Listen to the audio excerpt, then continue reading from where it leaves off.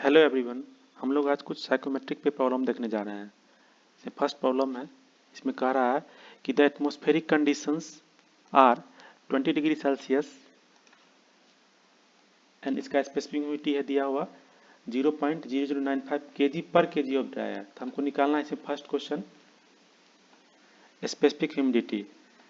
ठीक, तो हम लोग को ये मालूम है कि जो एटमॉस्फेरिक कंडीशन दिया रहता है वो मेरा टेम्परेचर जो दिया रहता है वो ड्राइबल टेम्परेचर होता है। तो ये मेरा ड्राइबल टेम्परेचर है जो कि 20 डिग्री सेल्सियस दिया हुआ, और स्पेसिफिक ह्यूमिडिटी दिया हुआ है 0.0095 kg पर kg ऑफ ड्राई एयर। यहाँ पे अगर ग्राम पर केजी होता तो उसको हम लोग कन्वर्ट करते केजी पर केजी या ग्राम पर ग्राम में। तो यहाँ पे ऊपर नीचे दोनों यूनिट सेम होना चाहिए।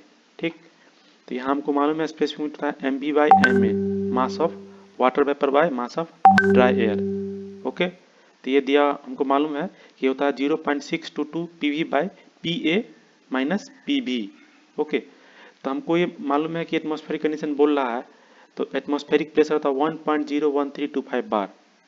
ठीक, तो इसमें हम लोग यहाँ पुट करेंगे W का वैल्यू और PV हमको फाइंड करना है, और PA हमको दे दिए 1.01325 बार। इस तरह से हमको सॉल्व करेंगे इस इक्वेशन को, तो हमको PV का वैल्यू ये निकल के आएगा 1.01524 बार।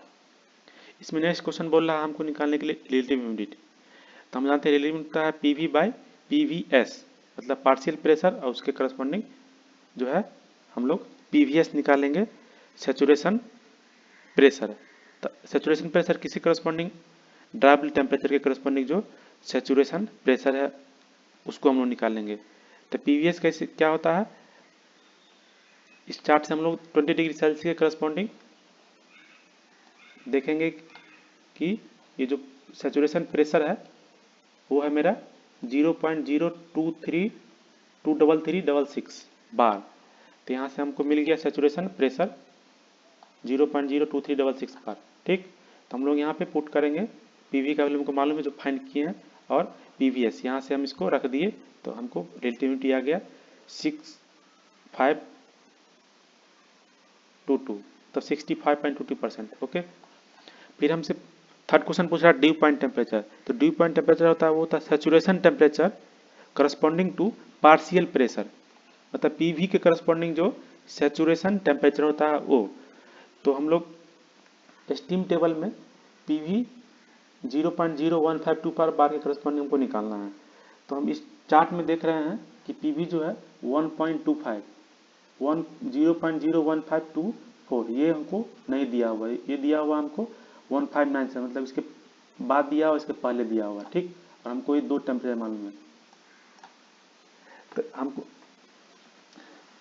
निकालना है इसके करस्पॉन्डिंग। तो हम जानते हैं बाय मैथमेटिक्स कि इंटरपोलेशन से हम लोग दो पॉइंट के मिड में हम लोग निकाल सकते हैं क्या होता है। तो हमको मान लीजिए ये वैल्यू इसको x1 मान लिए, ये x2 मान लिए। ठीक, और ये टेम्परेचर है ये y1 और ये y2।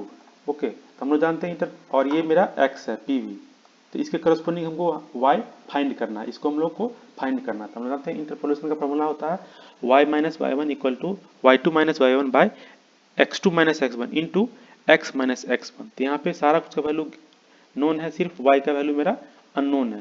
तो इस तरह हम लोग बाकी पुट करेंगे और इस तरह से हम लोग को y का वैल्यू निकल जाएगा 13.24। तो ये मेरा ड्यू पॉइंट टेम्परेचर आ गया। ओके, फिर नेक्स्ट क्वेश्चन देख रहे हैं हम लोग। इसमें बोल रहा है द ह्यूमिडिटी रेशियो, इसको हम लोग स्पेसिफिक ह्यूमिडिटी बोलते हैं एटमॉस्फेरिक एयर का, वो 27.5 डिग्री सेल्सियस दिया हुआ है। ठीक, मतलब ये मेरा एट 27.5 डिग्री सेल्सियस, तो ये मेरा ड्राई बल्ब टेम्परेचर दिया जो पहले देखे थे, और ये मेरा स्पेसिफिक ह्यूमिडिटी दिया हुआ है 0.016 kg पर kg ऑफ ड्राई एयर। तो दोनों का यूनिट सेम है, kg पर kg है। तो हम लोग इस तरह फर्स्ट क्वेश्चन जो बोल रहा है स्पेसिफिक ह्यूमिडिटी और इसको हम लोग ह्यूमिडिटी रेशियो बोलते हैं, तो हम लोग निकाल सकते हैं पुट करके। यहाँ पे हमको गिवन है एटमॉस्फेरिक कंडीशन जो बोल रहा है कि standard barometric pressure of 760 mmHg, मतलब ये P का वैल्यू मेरा दिया हुआ है यहाँ पे 760 mm। तो पुट कर दिए तो मेरा PV भी आ गया 19.05 mm ऑफ Hg में ही आ गया। ओके, फिर हमसे बोल रहा है रिलेटिव ह्यूमिडिटी। तो हम लोग जानते हैं कि होता है phi equal to P V by P V S. P V S मतलब saturation pressure corresponding to dry bulb temperature. तो फिर हम इस तरह से 27.5 डिग्री सेल्सियस में जाके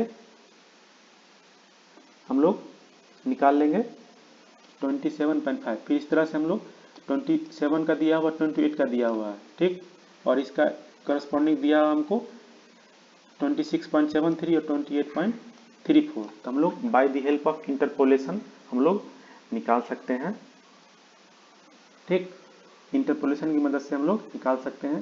तो पीवीएस मेरा आएगा 27.535 mm ऑफ Hg मरकरी।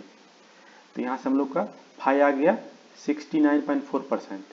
फिर हमसे फिर ड्यू पॉइंट टेम्परेचर पूछ रहा है। तो ये हम जानते हैं कि ड्यू पॉइंट टेम्परेचर होता है पार्शियल प्रेशर के करस्पॉन्डिंग जो सैचुरेशन टेम्परेचर होता है। तो यहाँ हमको पार्शियल प्रेशर मालूम है कि ये मेरा निकल के आया था 19.5 mm ऑफ Hg।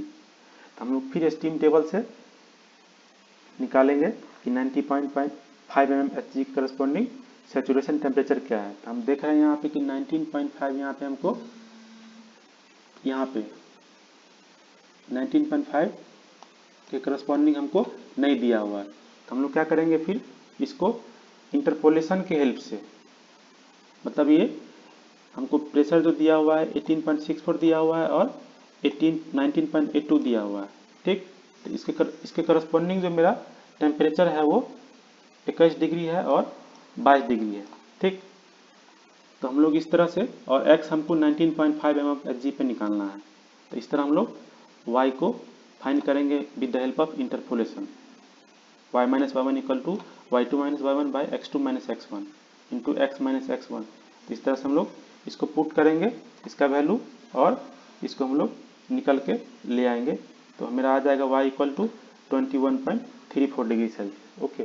फिर नेक्स्ट क्वेश्चन में हमसे बोल रहा है कि ए मॉइस्ट एयर, मतलब ये एयर एट 101.3 किलो पास्कल, मतलब ये इसका जो टोटल प्रेशर है ये 101.3 किलो पास्कल है। Contains 10 gram of water vapour पर केजी ऑफ ड्राई एयर, मतलब एमएम मास वेपर है 10 ग्राम और ड्राई एयर है 1 केजी, ठीक। तो इस तरह हम लोग स्पेसिफिक यूनिट जानते हैं कि M B by M A होता है। तो दोनों ही ग्राम में दिया उसको हम लोग केजी में कन्वर्ट कर लेंगे। तो ये केजी पर केजी ऑफ ड्राई एयर में निकल के आ जाएगा स्पेसिफिक ह्यूमिडिटी। तो स्पेसिफिक ह्यूमिडिटी मालूम चल गया। ये भी जानते हैं कि स्पेसिफिक ह्यूमिडिटी का फॉर्मूला ये भी होता है W equal to 0.622 PV by PT minus PV. यहाँ W गिवन है जो कि 0.01 है और पीवी हमको फाइंड करना है यहाँ पे, और पीटी टोटल प्रेशर यहाँ दिया हुआ किलो पास्कल में। ये हमारा पीवी निकल के आ जाएगा किलो पास्कल में, ठीक। और फिर हमसे बोला रिलेटिव ह्यूमिडिटी। तो यहाँ पे ये होता है पीवी बाई पीवीएस। तो यहाँ पे सैचुरेशन प्रेशर मेरा दिया हुआ है, यहाँ पे देखिए सैचुरेशन प्रेशर हमारा गिवन है। तो हम सीधे पुट कर देंगे पीवी, यहाँ से पीवी पुट करेंगे और ये पीवीएस पुट करेंगे, इतना जो गिवन है मेरा। तो यह आ जाएगा रिलेटिव ह्यूमिडिटी 50.6%। फिर नेक्स्ट क्वेश्चन है, इसमें हम लोग को बोल रहा है कि एयर का कंडीशन दिया हुआ 20 डिग्री ड्राइबल टेम्परेचर और 40% रिलेटिव ह्यूमिडिटी, ठीक, is heated to 40 degree celsius by using electric heater. The electric heater surface temperature is 45 degree celsius. इसका जो टेम्परेचर है हीटिंग कॉइल, मेरा हीटिंग कॉइल इसका टेम्परेचर है 45 डिग्री सेल्सियस, और जो मेरा एयर इंटर हो रहा है उसका टेम्परेचर दिया हुआ मेरा 20 डिग्री सेल्सियस, और जो एयर लीव हो रहा है यहाँ पे वो 40 डिग्री सेल्सियस। तो हमको निकालना है बाईपास फैक्टर, ठीक। तो यहाँ जो कंडीशन दिया है उसको हम पहले लिख लिए, ठीक। हम जानते हैं बाईपास फैक्टर होता है TD3 जो मेरा हीटिंग कॉइल टेम्परेचर है minus TD2 by TD3 minus TD1। इसको पुट करेंगे और ये मेरा निकल कर आ जाएगा बाईपास फैक्टर। ये शो कर रहा है कि एयर मेरा कितना हीटिंग कॉइल कॉन्टैक्ट में नहीं आया डायरेक्टली, मतलब ये कॉइल का, मतलब हीटिंग कॉइल का एफिशिएंसी आपसे पूछेगा तो हम लोग निकाल सकते हैं 1 माइनस बाईपास फैक्टर। ये मेरा देगा कॉइल का इफिशियंसी बताएगा कि मतलब ये इतना परसेंट एयर जो डायरेक्ट कॉन्टैक्ट में आया, हीटिंग कॉइल कॉन्टैक्ट में आया और गर्म हुआ। एक्चुअली ये जो TD3 माइनस TD2 है वो हमको लॉस दिखा रहा है कि एयर जो है हीटिंग कॉइल का टेम्परेचर 45 डिग्री सेल्सियस है और जो एयर लीव हो रहा है वो मतलब 40 डिग्री सेल्सियस, मतलब मेरा 5 डिग्री सेल्सियस का यहाँ पे लॉस हुआ। मतलब डायरेक्टली ये मेरा जो है ये लॉस को शो करता है, ये मेरा लॉस है, ठीक। Thank you.